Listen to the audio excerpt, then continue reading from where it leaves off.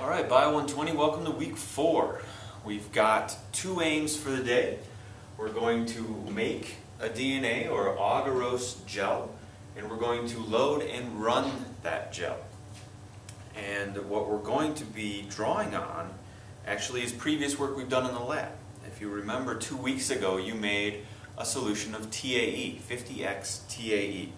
And so that's where today's lab starts, because in order to make these gels we need to make 1x TAE buffer solution. So jot down some notes, take some calculations, figure out how you are going to make 300 mils of 1x TAE buffer from 50x TAE buffer. And while you're thinking about that, I'm going to go ahead and make mine.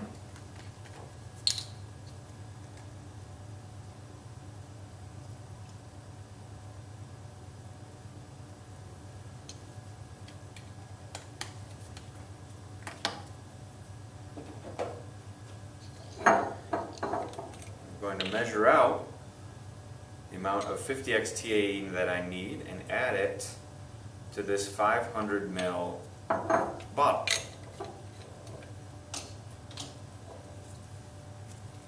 So on these bottles, you'll notice that you have marked graduations. And so we're going to make 300 mils of our buffer. And so you'll use that 300 mil mark and the water carboy on the end of your bench to then dilute your 50x TAE.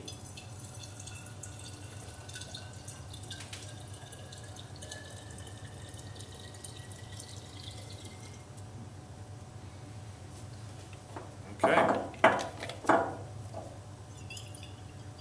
So once you've done that, you're going to want to label that.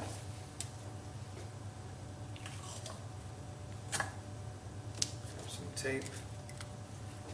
1x TAE.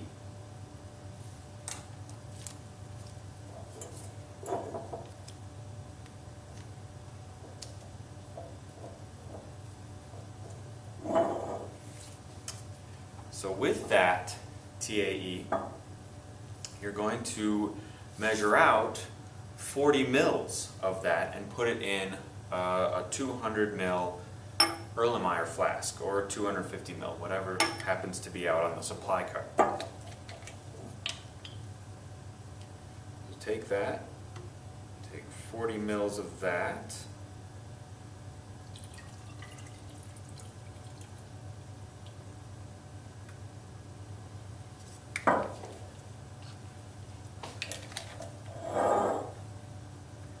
Add it to your flask.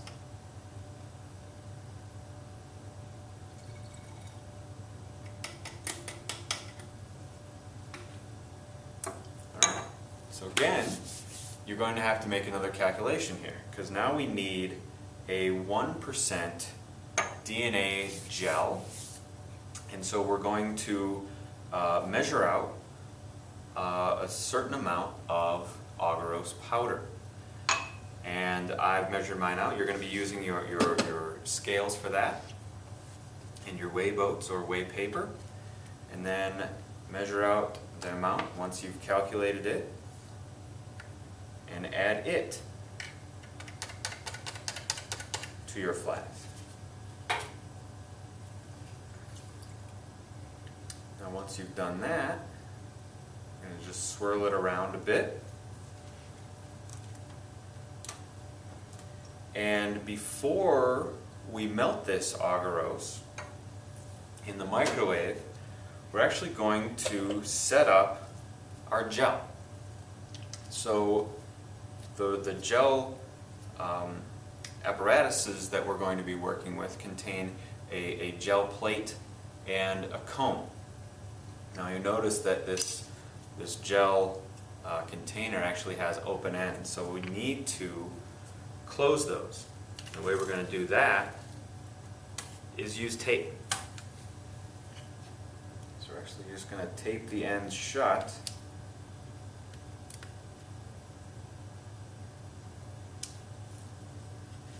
taking care to really push and make sure that the tape is adhered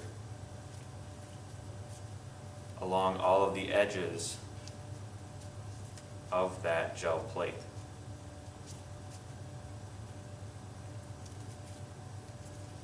And you're going to want to do that for both ends.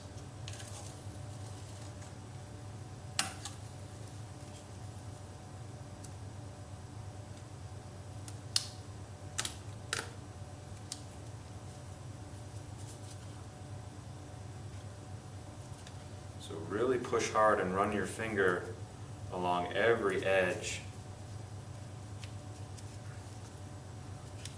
of the tape. Because if this fails, if you have a leak in your gel, you're going to have to start over and make another one. But once you have the edges taped, you're going to add your comb.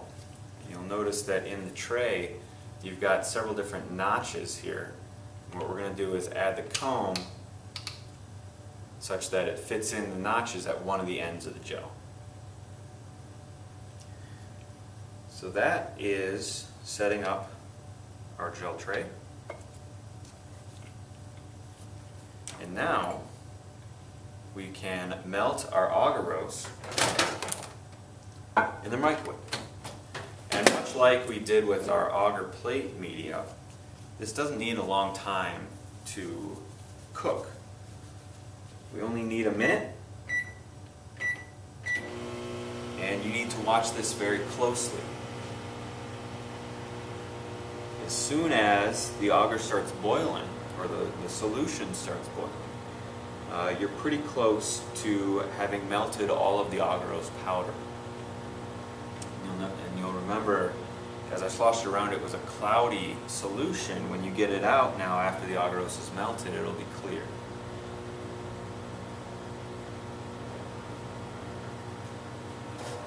Okay. Pretty close to boiling. Be sure to use a hot pad to bring it out. Hot pad or hot glove. And so there's still a little bit of agarose in there that I can see floating around. It's not melted yet, so I'll give it another shot.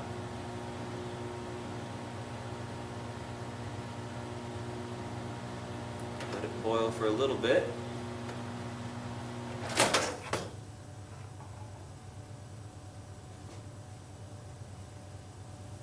Okay, looks pretty clear. Hopefully you can see that in the video. But it's still really hot, and we don't want to pour that directly into our gel tray yet. And so we just let that sit on our bench tops for a couple of minutes. Let it cool down. And so that can be done, and you let that cool for a little while. This one I made just a couple of minutes ago. It's been cooling for maybe 5 to 10 minutes, maybe 15 minutes, and you can see that you now have a slightly opaque, sort of a cloudy gel in there. And so that's the goal. That's what we're trying to make. So we'll give this a few minutes more. Still pretty hot.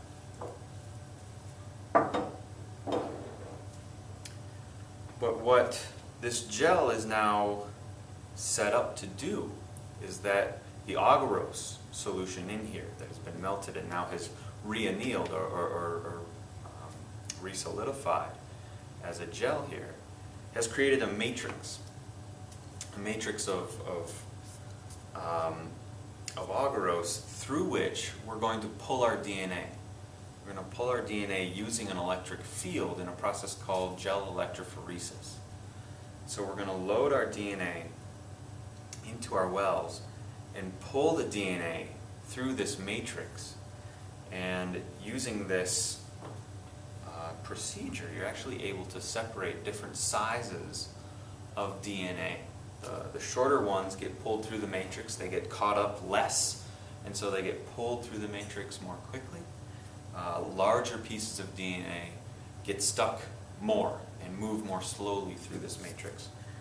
And thus, you'll have smaller DNA, smaller pieces of DNA, down further into the gel, whereas larger ones will be closer to the original wells that are still being covered up right now by the comb.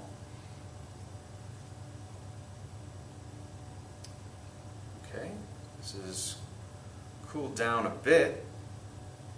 So once that's done and your comb is positioned at the end of the gel in those notches, just go ahead and pour that solution in, all 40 mils of it. And you can set that aside to cool.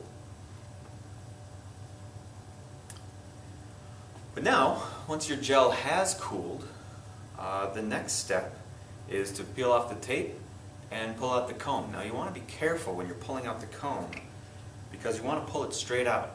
You don't want to just haphazardly yank it out of there because the wells can tear. What we want are the little divots in this gel. So you just want to pull with both hands your comb straight out. And then what is left over, what's left behind, is a little line of wells, little rectangular indentations in the gel into which we're going to put our DNA. So also with that, we can take off our tape. Might be a little bit easier without gloves.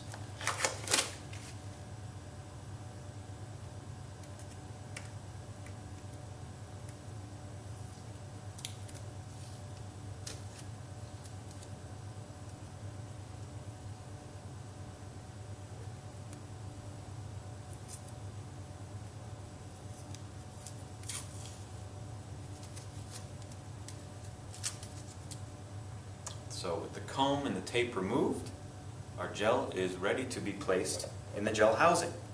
So each group should have a little mini gel housing at your bench top that has a top and a base.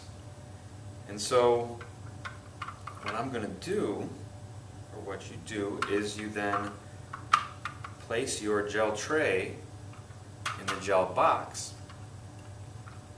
And what you want to do is place your wells in such a way that the DNA, when you hook this all up, will run into the gel. And so on this gel box, we're going to be applying an electric field to this gel box. And what you have on either end of this gel box is a cathode and an anode.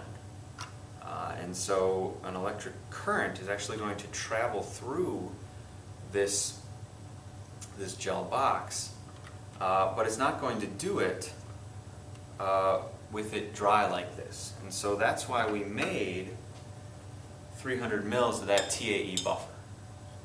So what you're going to do with the remainder of your TAE buffer is pour it into the gel housing. You can pour it into both ends.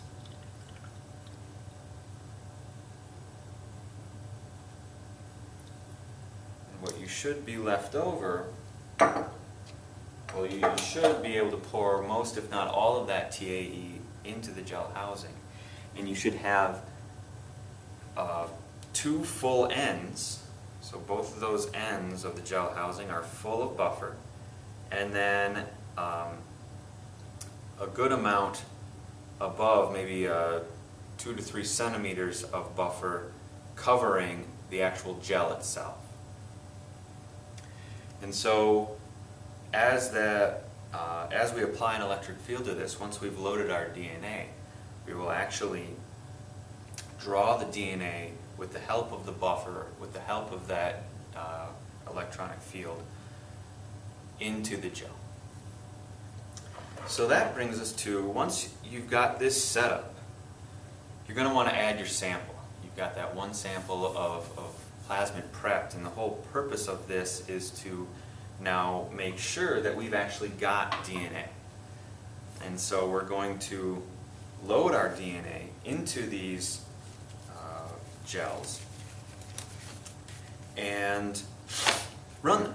Now we might not be able to have time in class to fully run a gel, but what I wanted to do is give you a few pointers on how to load your sample without poking through the bottom of these wells or poking the gel with your pipette tip, and that's what I'll do with the next video. So we've made our DNA gel, and now we just need to load it.